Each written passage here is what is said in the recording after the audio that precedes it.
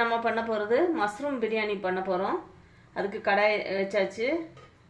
அதில் எண்ணெய் ஊற்றிக்கலாம். இப்போ கிராம்பு, பட்டை, ஸ்டார் இந்த பூ போட்டுக்கலாம்.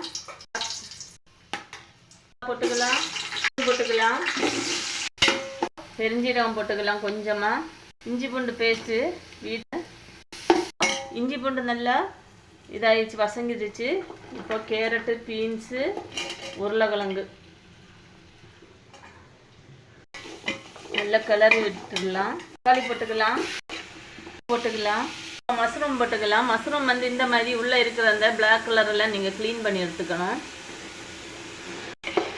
அதுக்கு முன்னாடி மசாலா எதுவும் நீங்கள் போடக்கூடாது. அதுதான் இதில் மெயின் கவனிக்க வேண்டியதான ஒரு விஷயம்.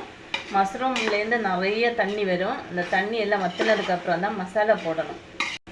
பாருங்கள் எவ்வளோ தண்ணி நிற்குதுன்னு. இந்த தண்ணி எல்லாம் வற்றினதுக்கப்புறம் தான் நம்ம மசாலா போடணும். மஞ்சத்தூள் போட்டுக்கலாம். கரம் மசாலா கொஞ்சமாக போட்டுடுங்க, ரொம்ப போடக்கூடாது.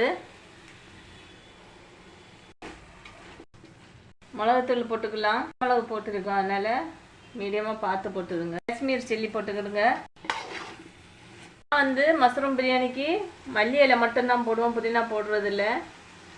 உங்களுக்கு விருப்பப்பட்டால் புதினா கொஞ்சமாக போட்டுக்கலாம். லெமன் ஜூஸ் ஊற்றிக்கலாம். இப்போ கெட்டி தயிர் கொஞ்சம் ஊற்றிக்கலாம். தேங்காய் பால் 2ஆம் பால் ஊற்றிக்கலாம். இப்போது தேங்காய் பால் 1ஆம் பால் ஊற்றிக்கலாம். உப்பு போட்டுக்கிடுங்க. இலை போட்டுக்கலாம். பிரியாணி வந்து ஆல்ரெடி நான் வேக வச்சுருந்தேன், அது போட்டுக்கலாம். வந்து இந்த மாதிரி வேகணும். கொஞ்சம் நல்லா அழுத்தினா தான் உள்ள இதாகணும். அந்த மாதிரி வெந்திருந்தால் போதும். ரொம்ப வேக வச்சிங்கன்னா பிரியாணியில் போடும்போது குழஞ்சி போயிடும். இப்போ ரைஸ் போட்டுக்கலாம். நான் வந்து 1 kg அரிசி எடுத்துருக்கேன். ரைஸ் வந்து ரொம்ப வேகக்கூடாது, வச்சு எடுத்தால் போதும். இந்த இதில் போட்டு நம்ம வேக வச்சு எடுக்கோம். இப்போ தம் போட்டுட்டு கொஞ்சமாக நெய்யை விட்டுருங்க. துணி வந்து நான் பிரியாணிக்கு மட்டும் யூஸ் பண்ணுற துணி.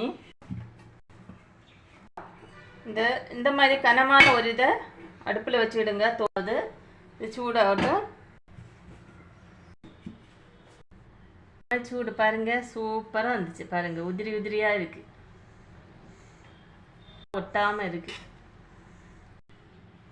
ஹாய் நண்பர்களே, அப்படி நம்ம மஷ்ரூம் பிரியாணி ரெடி ஆயிடுச்சு. சூப்பர் டேஸ்ட்டில். இந்த வீடியோ பிடிச்சிருந்தா லைக் பண்ணுங்கள், ஷேர் பண்ணுங்கள், கமெண்ட் பண்ணுங்கள். மறக்காமல் சப்ஸ்கிரைப் பண்ணி சப்போர்ட் பண்ணுங்கள். ஓகே.